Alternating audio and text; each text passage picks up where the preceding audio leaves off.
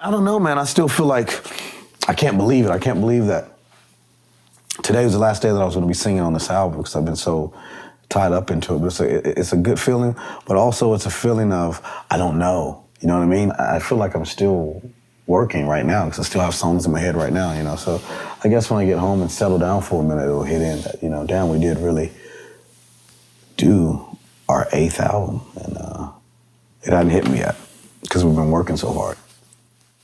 Are you ready? Yeah.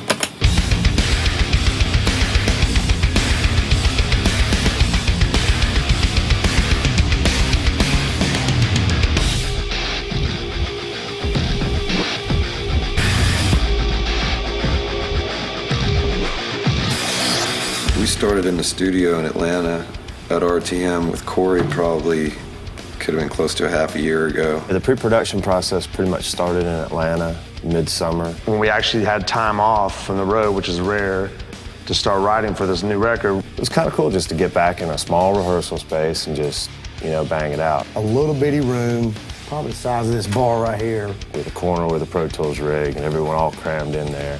Not even enough seats for everybody and guests to actually be able to sit down. This is Clint's first album back with us, so I think that within itself was a lot. A lot of the first year and a half I was back with the band, we didn't even touch any songs. We just kind of wanted to get reacquainted with one another, and so we started doing some things here and there. Back to the way we used to do it, you know, before we ever got the record deal.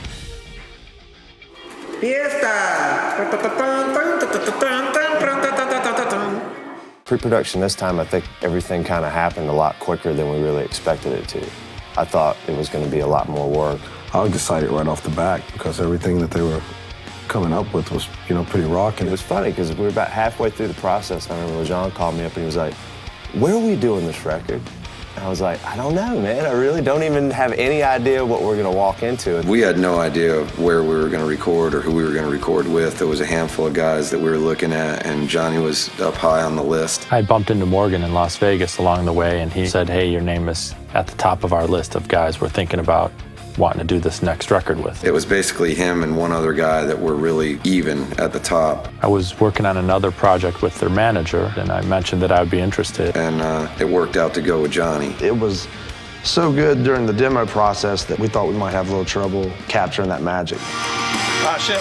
God damn it. We came out with demos off that pre-production that sounded as good as some of our records, so Johnny had a lot to live up to when we came in here with those demos.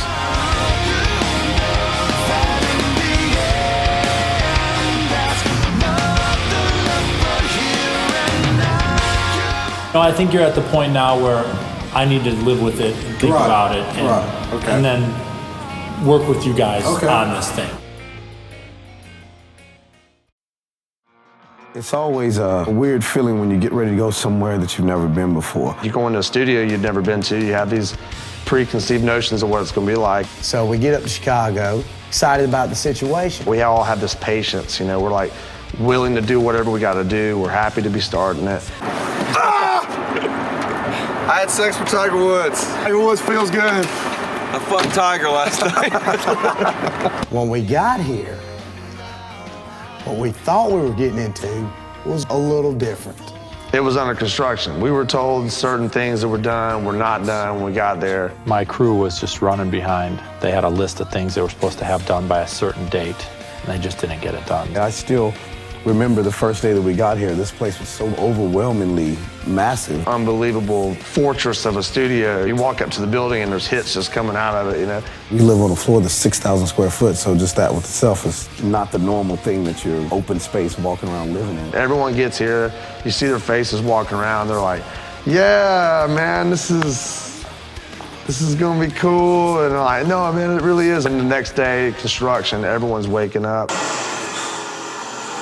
Good stuff, huh? It's under construction. What is this you're breathing? That's clean. Could be asbestos, could be bodies. It's not construction like you can hear it in the distance. It's like right outside the door, nonstop, right when you wake up. Shh. Building in place. Hold on.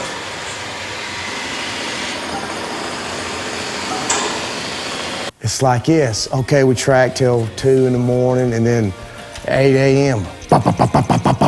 jackhammers going off. It could be any day. I'd be sleeping and wake up and there's a little man, you know, mopping the floor looking at me, and I look up at him and he's like, sorry.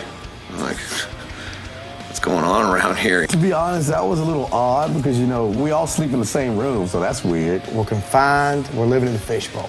And the people that are around us are our people. After the first couple weeks, I think it definitely settled down, and it's been pretty peaceful up there. We might bitch and complain about different things, but I think the major focus was making sure wherever we were at, the job was going to get done. So we worked it out. JK fixed it, you know. We're cool now. It's getting cleaned up. I mean, you know, now. When we leave here, it's gonna be like the next band will be coming in, and the final touches will be on everything, the fucking down to the knobs on the fucking everything's gonna be perfect. You guys are gonna have like a christening fucking ceremony with a big yellow ribbon around the building, and then we're gonna be leaving, and fucking all these other bands are gonna be coming in high five, and the bands are gonna be nice, and we're like, we're out here now. We're like, oh, enjoy it. Like the last, we'll have like 2 nights where it's like completely fucking where you were wanting it to be. Fuck. That sucks. Whatever, man. It's all good. We talked to a lot of our buddies about different producers, what do they like, you know, how long did it take to make the record. A lot of the feedback that we had from Johnny K was if you get a chance, work with him. And that's why I was really interested in getting him to do the record. He is by far the most hands-on producer I've ever worked with. They'd be like, man, my guy's into it. By the way, you're looking back. Works on guitar sounds, he moves amps around. He's not having someone do it all for him. He's in there doing all that. No. Oh, yeah, that's right. In the beginning, I set the guitars up. There was some talk about, well, do we need a guitar tech? Do we need this? Do we need that? I said, no, just let me do it once. He's a guitar player, so it's nice to have a guy that might be able to play something better than you. I think as experienced as they are as players, I think I was able to show them a thing or two about technique. Maybe. I think it kind of gives him an appeal to us because when he's doing that kind of stuff, he's like dirty. He's getting in there with us. He's a perfectionist, and he moves at a very Johnny K pace. It's like, we're gonna get it done. We're gonna do it right.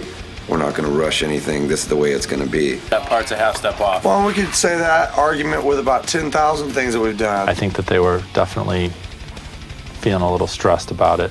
Should we do it like this, or should we do it like this? Do this or this? This or... Oh, that's different. From my standpoint, I don't care how long or how hard you work on your record. I just want it to be a great record. We were in a hurry, so he kind of had to force himself into getting going. Boom, let's get this thing done. We've got to get back out on tour. We're a working band. We've got things to do. With a band like us that's self-produced a couple records, and all of a sudden you get back and you work with a producer again, and he starts saying things, we're all looking at each other like, are you kidding me? What's this guy talking about? Oh, wait a minute, we're paying him for this. This is what we're actually here for. We got 2 guitar players, electronics and sequencing. We've got 3 singers. That's a lot to put on. It's not like bass, drums, guitar, vocals were done. There's a lot going on. We've been used to firing through stuff, so it took some getting used to, but to most people, that's the right way to do it, no stone left unturned. He's definitely been great at helping direct us towards those good songs and making those really, really good songs exceptional songs. Whew! Yeah. Brain melt.